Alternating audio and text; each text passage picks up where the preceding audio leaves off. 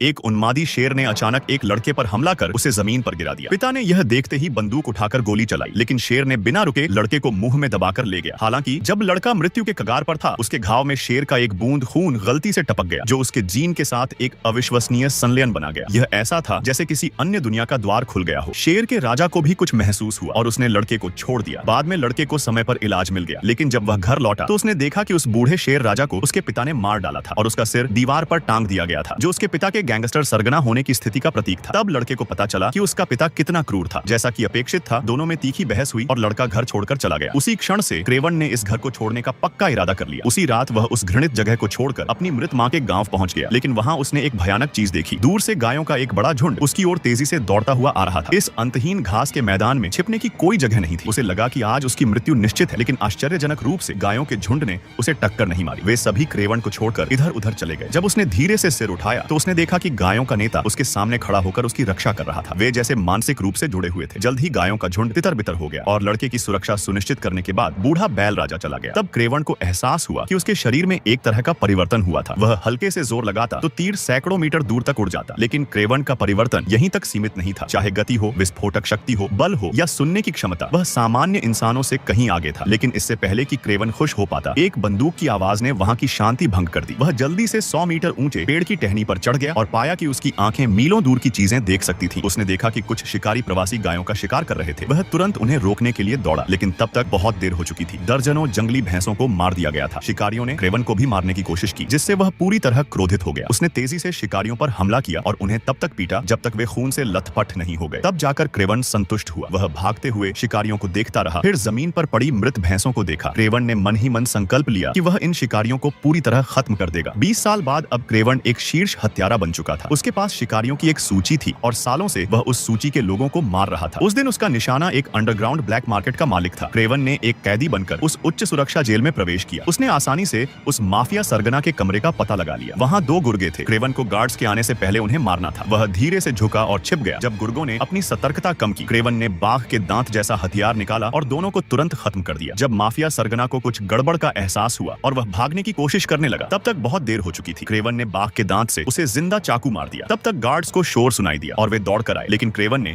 उन्हें भी नीचे फेंक दिया। फिर वह अपनी फुर्तीली चाल से छत पर चढ़ गया, ऊपर की जाली खोली और जेल की छत पर पहुंच गया। फिर वह एक छलांग लगाकर दूसरी तरफ पहुंच गया, लेकिन जल्द ही एक स्काउट ने क्रेवन को देख लिया। मजबूरन उसे पूरी ताकत से भागना पड़ा। सौभाग्य से उसकी फुर्ती ने उसे सभी गोलियों से बचा लिया और वह जेल से सफलतापूर्वक भाग निकला।